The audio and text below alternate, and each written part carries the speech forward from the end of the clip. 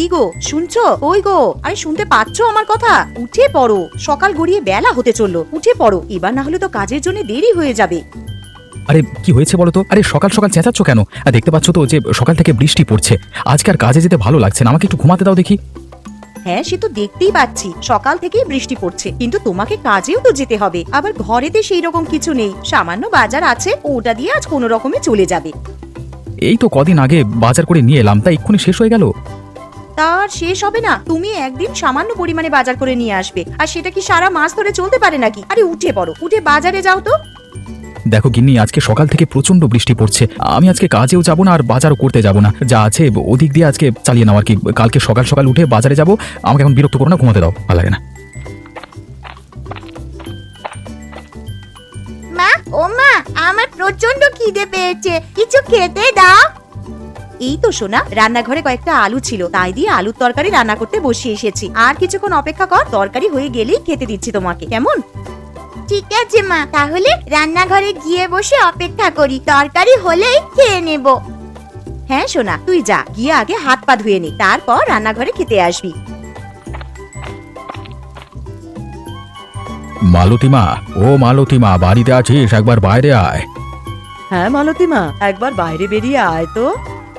আরে এটা তো বাবা মার মতন গলার আওয়াজ মনে হচ্ছে, যাই একবার বাইরে গিয়ে দেখি। আরে তোমরা হঠাৎ করে আমাদের বাড়িতে চলে এলে, আবার এই ঝড় বৃষ্টির দিনে? হ্যাঁ রে মা, চলি এলাম এই বৃষ্টির দিনে, বাড়িতে বসে বসে আর ভালো লাগছিল না, তাছাড়া আবার সকাল থেকে বৃষ্টি পড়ছে। তোর মাকে বললাম যে মেয়ের বাড়ি থেকে ঘুরে আসবে, তোর মা একেবারেই রাজি হয়ে গেল, তাই চলে এলাম। সে তোমরা বেশ ভালোই কাজ করেছো আমাদের বাড়িতে চলে এসে। তা বলো, তোমরা কেমন আছো? শরীর টরীর ভালো আছে তো?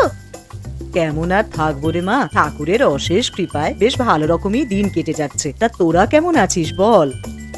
আমরা খুব ভালো আছি মা। আরে দাদুন, দিদুন, তোমরা কেমন আছো? দিদি ভাই, খুব ভালো আছি, আর এই নাও তোমার জন্য মিষ্টি নিয়ে এসেছি। আহ বাবা, তোমরা আবার এইসব আনতে গেলে কেন? জানো তো তোমার নাতনি কেমন মিষ্টি পেলে আর কিছু চায় না, আরে এত মিষ্টি খেলে শরীর খারাপ করবে তো। তা আনবো না? আমার 5টা নয়, 10টা নয়, একটা মাত্র নাতনি, তার জন্য তো এতটুকু করতেই পারি। আর কটা হাঁস এনেছি, আর এই থলের মধ্যে কিছু জিনিস আছে, ঘরে নিয়ে চলো। ও মা, তোমরা আবার হাঁস আনতে গেলে কেন গো? কেন রে, বিয়ের আগে তুই তো হাঁস পুষতে ভালোবাসতিস, তাই নিয়ে এলাম। ঠিক আছে ঠিক আছে, পরে কথা বলবো, তোমরা এখন ঘরে চলো, বাইরে প্রচন্ড বৃষ্টি পড়ছে।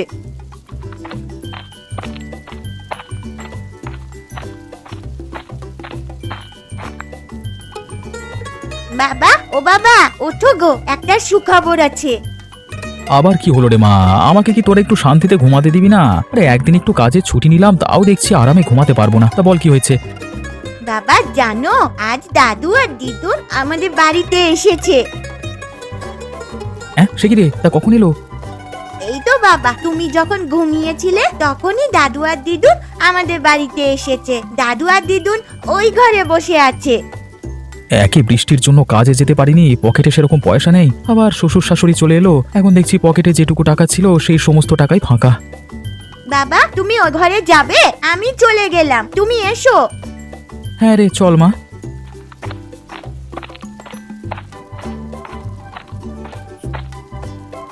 আরে এই তো জামাই চলে এসেছে। তা বাবা মা আপনারা কেমন আছেন বলুন? আর আসতে কোনো অসুবিধা হয়নি তো? না না জামাই বাবা, সেরকম কোনো অসুবিধা হয়নি। তা আপনারা যখন আমাদের বাড়িতে চলে এসেছেন, 1 সপ্তাহ না কাটিয়ে মানে যেতে দেবো না কিন্তু, না হলে আমি কিন্তু ছাড়বো না। হ্যাঁ আচ্ছা বাবা, সে এখন দেখা যাবে। না মা, দেখা যাবে বললে তো হবে না, জামাই যখন একবার বলেছে তখন তোমাদেরকে এই কথা রাখতেই হবে। আর কি গো শুনছো, আর তুমি একবার রান্নাঘরে এসো তো, কিছু কথা আছে। যাও, তোমার শ্বশুর শাশুড়ি এসেছে, তাদের জন্য দোকান থেকে কিছু বাজার করে নিয়ে এসো, বাড়িতে তো সেরকম ভালো মন্দ কিছুই নেই। আচ্ছা গিন্নি, তুমি তো জানো আমার পকেটের অবস্থা, 2 দিন ধরে কাজে যাইনি, এখন তুমি কি করে বলছো যে ভালো মন্দ বাজার করে নিয়ে আসতে? দেখো, আমি অত শত কিছু জানতে চাই না, তুমি ভালো মন্দ কিছু বাজার করে নিয়ে আসবে, ব্যাস। এখন যে আমি কি করি, হাতে 2টো পয়সা নেই যে ভালো মন্দ বাজার করব। কি গো, কি ভাবছো? আগের মাসে তোমার বোনেরা যখন এসেছিল তখন তো বেশ ভালো মন্দ বাজার করেছিলে, তখন তো আমি কিছু বলিনি। এখন আমার মা বাবা এসেছে আর ভালো মন্দ বাজার করবার মতন টাকা তোমার কাছে নেই। ঠিক আছে, তুমি বরং বাজারের ব্যাগটা আর ছাতাটা নিয়ে এসো, আমি বাজারের দিকে যাচ্ছি। এই নাও ছাতা আর ব্যাগ, তাড়াতাড়ি বাজারের দিকে যাও তো।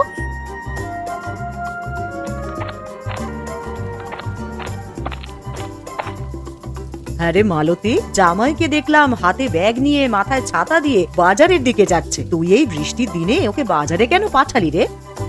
মা, আমি পাঠাইনি, তোমার জামাই বললো এতদিন পর আমার বাড়িতে শ্বশুর শাশুড়ি এসেছে, আর কিছু ভালো মন্দ খাওয়াবো না, তাই তো হাতে ব্যাগ নিয়ে আর মাথায় ছাতা দিয়ে বাজারের দিকে গেল। আরে দূর থেকে কে ছাতা মাথায় দিয়ে আসছে এত বৃষ্টির মধ্যে? মনে হচ্ছে তো দীপক। আরে প্রশান্ত, তুই কোথায় গেছিলিস এত বৃষ্টির মধ্যে? এই যে দেখ না দীপক, বাড়িতে কুটুম এসেছে, তার জন্য বাজারে এসেছিলাম মাছ কিনতে, কিন্তু কাঁচা সবজি বাদে কিছুই বাজারে পেলাম না। তুমি ঠিক বলছো প্রশান্ত। আরে আমার বাড়িতে তো শ্বশুর শাশুড়ি এসেছে, আমার বউ আমাকে পাঠালো কিছু ভালো মন্দ বাজার করবার জন্য। হ্যাঁ, তুমি বলছো কাঁচা সবজি বাদে আর কিছু নেই বাজারে? হ্যাঁ রে দীপক, আমি ঠিকই বলছি। আরে তোর পিসিমার বাড়ি আমাদের পাশেই তো, ওনার খুবই শরীর খারাপ, তুই আবার গিয়ে দেখে আয়, বুঝলি? আরে প্রশান্ত, আমিও শুনেছি পিসিমার শরীরটা খারাপ, দেখতে যাবো করে আর যাওয়া হয়নি, মানে যেতে হবে বুঝলি। হ্যাঁ তুই যা, আর বাজারে তো ভালো মন্দ কিছু বসেনি, তুই একবার পিসিমার বাড়ি ঘুরে যা, বুঝলি? ঠিক আছে, আমি এখন আসছি। একবার বাজারে গিয়ে কাঁচা সবজি কিছু কিনি, তারপর পিসিমার বাড়িতে গিয়ে একবার পিসিমাকে দেখে আসবো।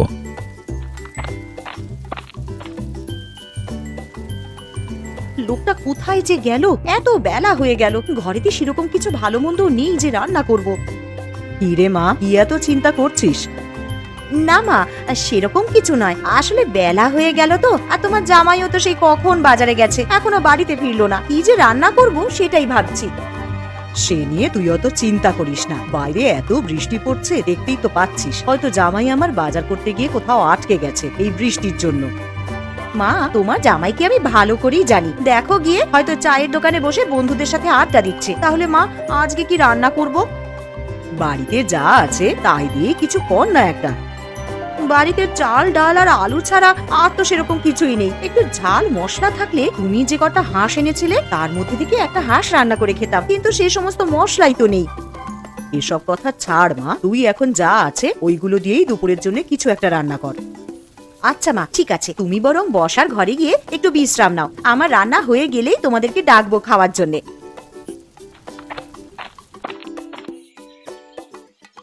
শম্পা বৌদি, আরে ও শম্পা বৌদি, শুনতে পাচ্ছ? বাড়িতে আছো তোমরা? কে? আরে দীপক নাকি? এসো এসো, ঘরে এসো। শুনলাম নাকি পিসিমার শরীরটা খুবই খারাপ। হ্যাঁ গো দীপক, পিসিমার খুবই শরীর খারাপ। তা পিসিমা কোথায় দেখতে পাচ্ছি না যে? ওই তো পাশের ঘরে শুয়ে আছে, আসো পিসিমাকে একবার দেখবে এসো।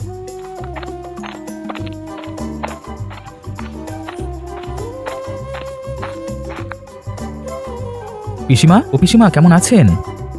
কেমন না থাকবো বাবা, উপরওয়ালা কবে যে আমাকে নিয়ে যাবে আমি সেইটার জন্যই শুধু অপেক্ষা করছি। এরকম কথা বলতে নেই পিসিমা।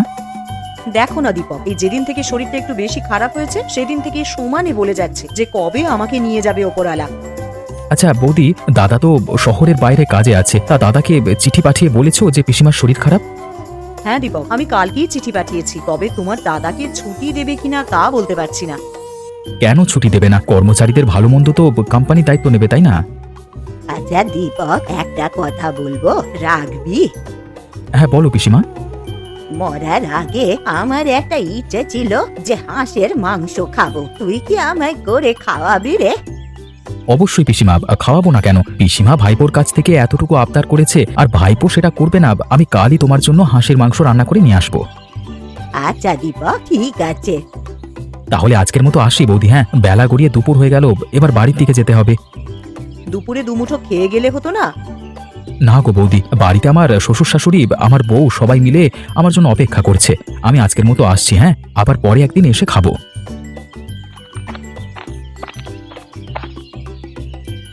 কই গো গিন্নি, আমি চলে এসেছি, এই নাও বাজারের ব্যাগটা নাও। এই যে মহারাজের আসার সময় হলো এতক্ষণে, তা বলি বাড়িতে কি রান্না হবে সে বিষয়ে আপনার কিছু হুঁশ ছিল? আরে গিন্নি, রাগ করছো কেন? আমি একবার পিসিমার বাড়িতে গেছিলাম। তা পিসিমার বাড়িতে হঠাৎ গেলে কেন? কি বলবো আর গিন্নি, বাজার করবার জন্য যখন ব্যাগ নিয়ে বাজারের দিকে যাচ্ছিলাম তখন প্রশান্তর সঙ্গে দেখা হলো, আর প্রশান্তই বলল যে তোর পিসিমা নাকি খুবই অসুস্থ, তাই একবার গেছিলাম ওনাদের বাড়ি আর কি। তা গিয়ে কি দেখলে ভালো আছে পিসিমা? দেখে তো মনে হলো শরীর প্রচন্ডই খারাপ, আর পিসিমা আমার কাছে একটা আবদার চেয়েছে। পিসিমা আবার কি আবদার করেছে গো তোমার কাছে? বলেছে যে আমাকে একদিন হাঁসের মাংস করে খাওয়াবি। আমি বলেছি কেন খাওয়াবো না। ঠিক আছে, তাহলে আমার মা যে কটা হাঁস এনেছে তার মধ্যে থেকে একটা কেটে রান্না করে পিসিমাকে দিয়ে আসবে। তা কবে পিসিমাকে করে খাওয়াবে হাঁসের মাংস? কাল কি করে খাওয়াবো, কারণ শয্যাশায়ী মানুষ আমার কাছে আবদার করেছে, না খাওয়াতে পারলে আমারই খারাপ লাগবে। তাহলে আজ রাতেই বরং হাঁসের মাংস রান্না করে রাখি, কাল সকাল সকাল উঠে তুমি পিসিমার বাড়িতে গিয়ে দিয়ে আসবে। ঠিক আছে গিন্নি, সে না হয় করবো। তুমি এখন আমাকে গামছাটা দাও তো, আমি এখন স্নান করে আসি, এসে খেতে দেবে। খিদের জ্বালায় পেটে ছুঁচো ডন দিচ্ছে আমার। এই নাও গামছা, তুমি স্নান করে এসো, আমি খেতে দিচ্ছি।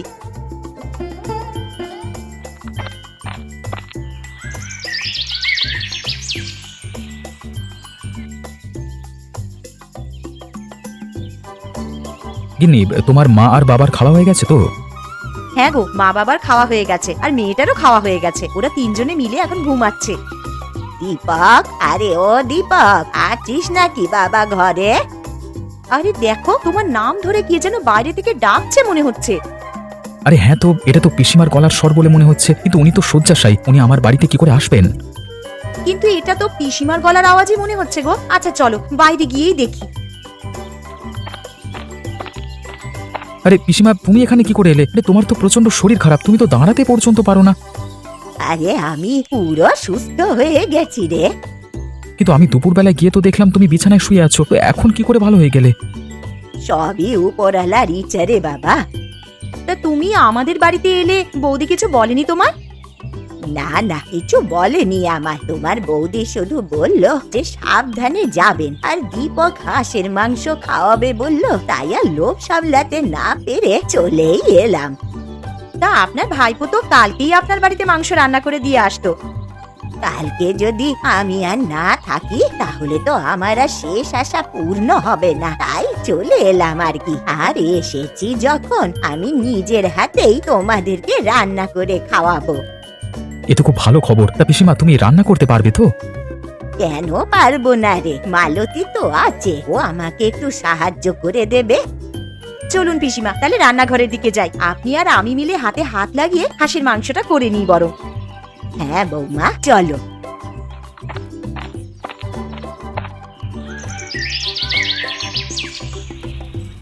তাহলে হাঁসের মাংস তো রান্না হচ্ছেই, তা তার সাথে খাওয়ার জন্য কি করা হবে বৌমা?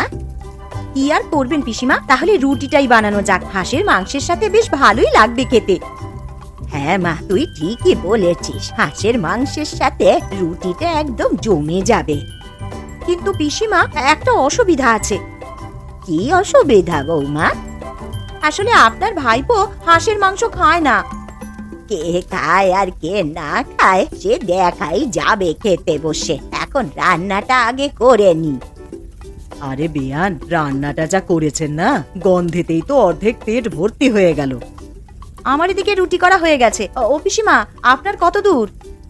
আমারও এইদিকে প্রায় হয়েই এসেছে। বৌমা, তুমি বরং ওদেরকে নিয়ে গিয়ে খেতে বসাও, আমি খাবারগুলো নিয়ে যাচ্ছি। ঠিক আছে পিসিমা, তবে সাবধানে। তিনি আমার জন্য আলাদা করে কিছু তরকারি করনি? না, তোর জন্যে আর কিছু আলাদা করে করা হয়নি। হাঁসের মাংসের ঝোল দিয়েছি, ওই দিয়েই রুটিটা খা। এ কি পিসিমা, এ তো দেখছি হাঁসের মাংসের প্রচুর স্বাদ। আমি আগে জানলে এই মাংস ছাড়া আর কিছুই খেতাম না। সত্যি পিসিমা, তোমার হাতে জাদু আছে বলতে হবে। বলেছিলাম না বৌমা, কে খায় আর খায় না সেটা তুমি দেখে নেবে। সত্যি পিসিমা, আপনার হাতে জাদু আছে। যে কিনা হাঁসের মাংস ছুঁয়েই দেখতো না, তার কিনা এখন হাঁসের মাংস ছাড়া আর কিছুই খেতে ভালো লাগছে না। তাহলে পিসিমা, এখন তো রাত হয়ে গেছে, আর এখন বাড়িও যেতে পারবে না, কালকে সকালেই যেও। ঠিক আছে বাছা, আজ তোদের বাড়িতে থেকে কাল সকাল সকাল আমি বাড়ি চলে যাব।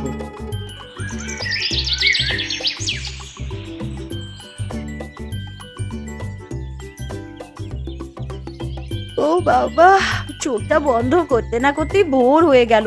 কখন যে রাতটা কেটে গেল টেরই পেলাম না। যাই, এবার এটো বাসনগুলো আবার নিজে রাখি। আবার ওদিকে পিসিমাও আছেন, তার জন্য একটু জল খাবারও করে দিতে হবে। তানিশা, ও তানিশা, তোর পিসিকে ডেকে তোল না রে। মা, ও মা, পিসি তো আমার কাছে শুয়ে নেই। কি বলছিস? বিছানায় নেই মানে? আরে তোর পাশেই তো শুয়েছিলেন। আরে বাইরে গিয়ে দেখ আছে নাকি। বাইরে কি করে যাব মা? ঘরের দরজা তো ভেতর থেকে আটকানো। তাহলে তানিশা, তুই একবার বাইরে গিয়ে দেখে আয় তো পিসি আছেন কিনা।